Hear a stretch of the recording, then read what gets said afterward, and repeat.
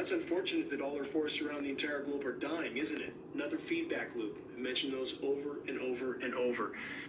Next headline from MIT. Study. Ice flow is more sensitive to stress than previously thought.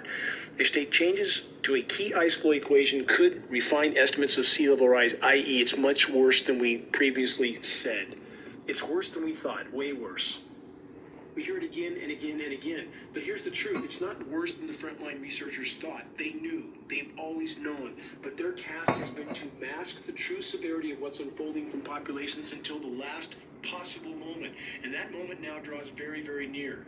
Many sources are now beginning to allude to the truth because the truth can't be hidden for much longer, and they know it. Let's cut to the chase. Grinding up nature to keep the party going is about to come to a very bad ending. The controller agendas we face are an increasingly desperate response to biosphere implosion. In regard to the loot, plunder, pillage, and pollute equation, this recent report, global resource use hit record high in 2021 despite pandemic slowdown. This report states a record 101.4 billion tons of virgin raw materials were used globally last year, with nations and corporations failing to cut resource use and improve reuse and recycle at the rate demanded by climate science, so-called climate science.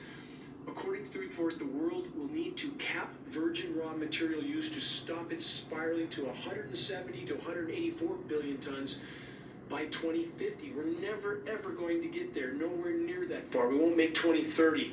2025 would be astounding. The report states, transitioning to a fully circular economy, i.e., quote, sustainable, within a generation, will require urgent and large-scale actions from all parts of society. National and local governments will need to provide direction and enabling conditions. Consumers will need to make choices that encourage circularity, and businesses will need to redesign their processes from the ground up. None of this is going to happen. We're going exactly the opposite direction. We're not hitting the brake. We're hitting the accelerator as we're already through the guardrail, hurtling through the air. It's total delusion, all of it. They might as well suggest that we all need a magic lamp with a genie inside that will grant us our every wish, and we'll all live happily ever after. And in the meantime, the collective insanity that controls the military-industrial complex, corporate media, and thus what too many in societies believe, think, and do, continues to expand its grip, its mass deception, and thus destruction. How many times do we hear over the corporate media airways the power structure paid political talking heads trumpeting that we, quote, must protect the American way of life no matter what the cost?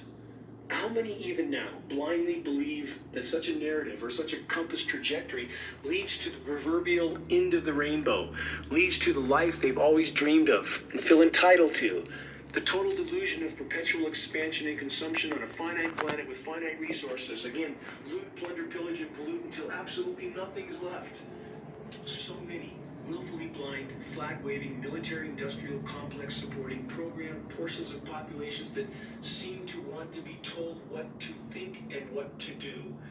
If the human race, in an overall context, remains on the current course, the age of man will very soon end catastrophically. Not an opinion, a mathematical certainty. Is there anything that can be done? Is there anything that's worth fighting for at this late hour? The answer is a resounding yes. Now, more than ever, all of us are needed in the front line of the fight to expose and halt the insanity on countless fronts. It's essential to prioritize. We must deal with the biggest hole in the bottom of the boat first. Man's intentional all-out assault against the planet's life support systems, i.e., the highly toxic climate intervention operations, platforms that can easily be used for biological operations if they're not being used for that already. And why would we think they aren't? When, as I've stated in this broadcast before, we know from historical record that even as of 1977, the U.S. military had conducted 239 open-air biological tests on innocent, unknowing U.S. populations without their knowledge or consent. It's business as usual.